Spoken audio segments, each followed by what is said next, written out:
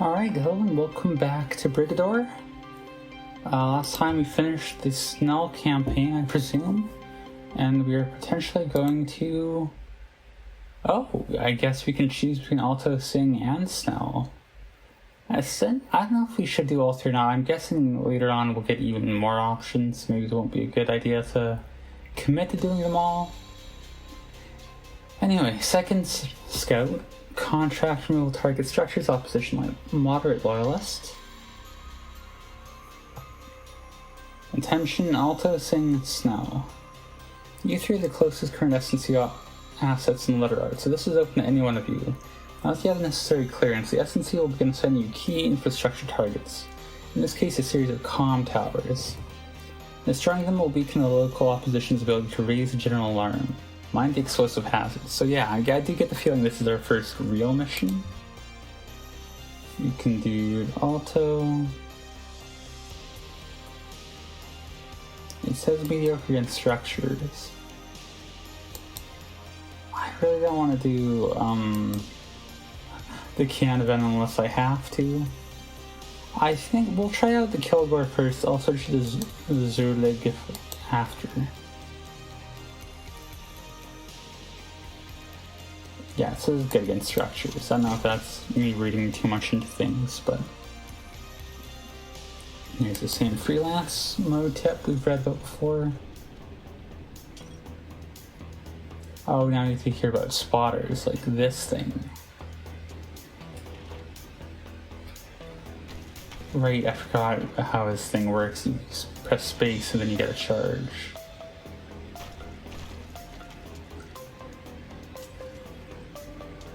And he actually controls like an actual car, an actual tank. Hence the name, tank controls. The panic ball is gonna go up. They sure are.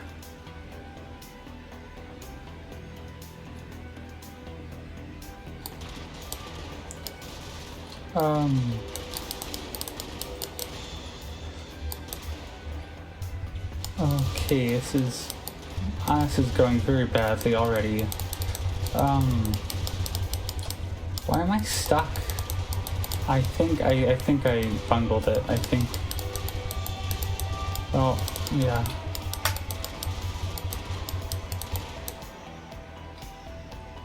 Alright, that went very poorly. All around. I was like stuck there for a minute, like it was moving really slowly. I don't know if that's something they can do or if I just messed up. I mean, I probably messed up, but still, maybe we do go with Alto on this one then.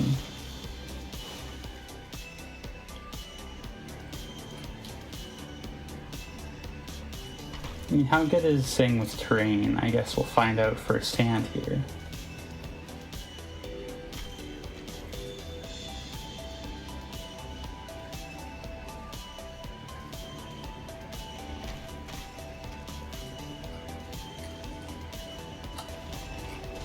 Oh, okay, I thought that would kill you and it didn't.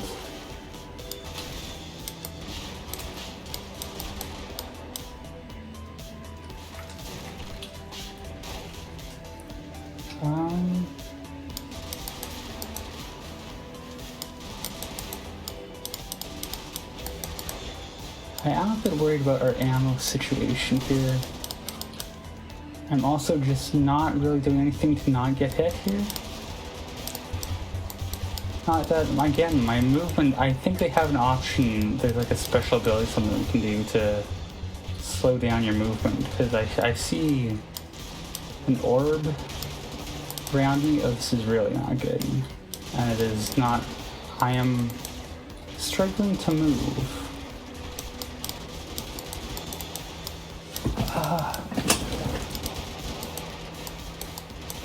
I would love to know who is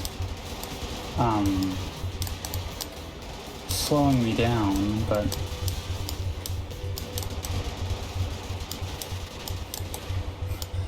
or I'd love to also get some ammo of any kind or be able to move at all.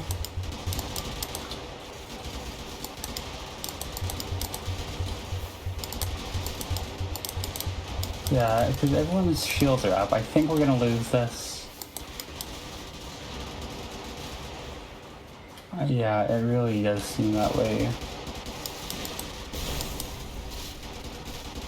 Well, I'm out of the range of the slowdown, whatever is causing that. Oh, it's that thing, I think.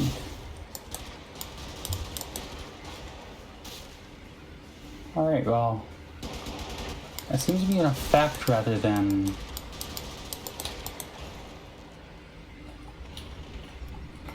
a, like an active ability.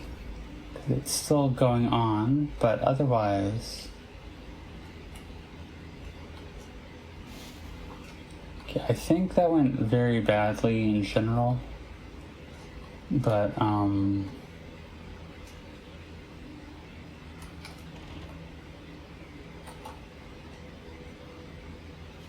you can't refuel here, right?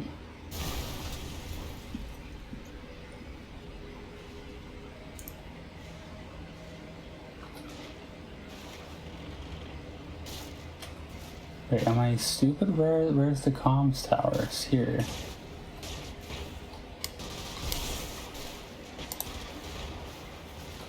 So, I mean, I need that one.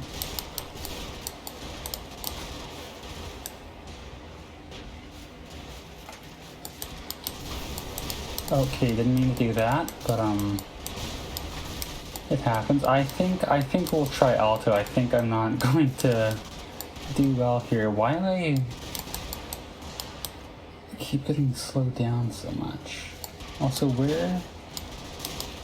I don't see any of the,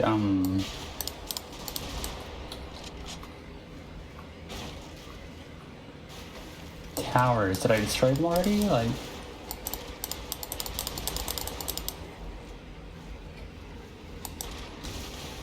Okay, we get turned around here. Need to collect all this. I need to be able to move. That would also help.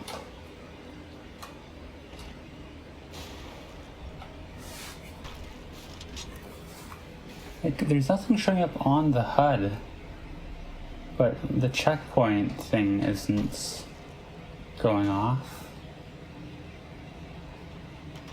Oh, I see them now. Never mind. I guess they were just like... Am I stupid? Were they fading into the visual noise? Or did they just... Oh yeah, here's one. Okay. I don't know what's wrong with me. Yeah, I guess we'll do these last. I've taken out almost all the depots before I even taken out any of the comm towers. So yeah, there's a marker way up there. It's like... It is kind of hidden in my defense. Although, I did, in fact, play very poorly, as you do. Well, we might as well take out the remaining depot. Not that I intended to take them all out, but I mean... Alright, well, I'm surprised we made it. The game is... I guess it's more fair with its difficulty than it maybe... than I deserved, you could say.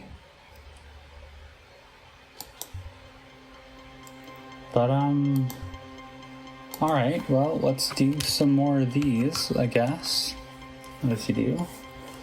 That was a long one too, so, and again, I am kind of on a time limit, so we'll at least we'll do the spacer mech suits, such as the Sledger. The Sledger is a classic spacer arrogance writ small. Entirely unreasonable amount of weaponry loaded onto the tiniest legs possible. The end result is only a power suit in the loosest sense. The barely enclosed pilot is cradled in a barrel-shaped cockpit whose weight bounces out the gun and ammo supply. Sledger squads always make for a weird sight, but I'm just laughing after they open fire. We got the Stillwell.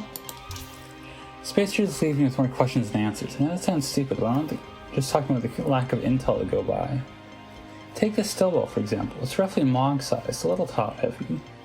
But you only have to look at the weapon bay relative to the entry hatch up top, you know there's no way it's a manned unit. There's nowhere for the driver to sit. They don't do this for the more obviously unmanned drone type units, so I do it here.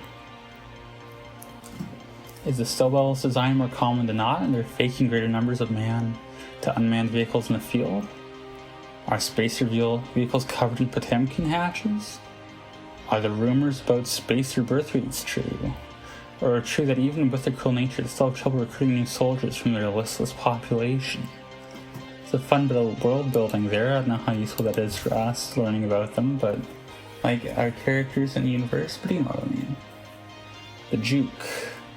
Spacers haven't fielded infantry without power suits since the Siege of Andros, the anniversary of which most of the outer colony is still celebrating. It's a sore subject for them. Spacer soldiers are what their warrior culture, as long as they remain firmly on the winning team. Anyway, you saw the Juke enter service shortly thereafter, an earlier version of it anyway, shot about the same time as the Rounder. The original version actually had a bubble canopy, if the intel is to be believed. It didn't last long. The revised Juke now rooms with Mongoose or its inbred Corvid cousin, the Sawbuck, more than the Spacers would probably care to admit.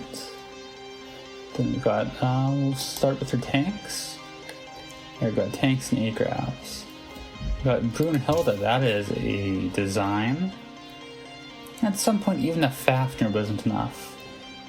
The way they order these, you almost want to go from bottom to top, although I was going to say it's alphabetical, it's clearly not given the spacer tanks here. Anyways, every tank gets its upgrade package eventually, even a tank the size of an apartment block. The Fafnir's upgunned artillery variant, the Brunhilde, has been rumored to exist but not seen in a while prior to the present economic opportunity. As if we hadn't suspected a rather tight working relationship between the S&C and the more mercenary elements of the spacer military, here's proof. Intel suggests the Spacers had already had a contingent on the ground on the outskirts of Solanover just prior to this whole thing starting, which leads me to believe the great leader is looking to cut a deal to upgrade his military to spacer tech. I don't think he ever figured on the Brunhilde raining down cluster munitions on his own city. Then we got Fafnir. The Fafnir is the single largest combat vehicle to make landfall in Nova Sola, as far as I know. It's an uncharacteristic extravagance for spacers in terms of sheer tonnage. Everything that comes down from space has to go back up. Or does it? There's good evidence these things never tended to go back into space once deployed. Talk about spacer arrogance. Never go back on an invasion. At least never packing up their incredibly destructive rolling command centers / fortresses. When Spacers pulled out of the Siege of Andros, they left a pack of Fafnirs with the guns auto-targeting anything that moved. Once they finally shelled these beasts into submission, they cracked open the hulls and found hyper-trophied internals of a regular tank, reserve shield generator units, oversized grav couches, and a human head wired into the center of the thing. Cephaloids creep me out, whatever. And on that note, we will call it here. First taste of the real missions did not go well. Hopefully that'll turn around in the future, so look forward to that. But for now, as always, thank you for watching.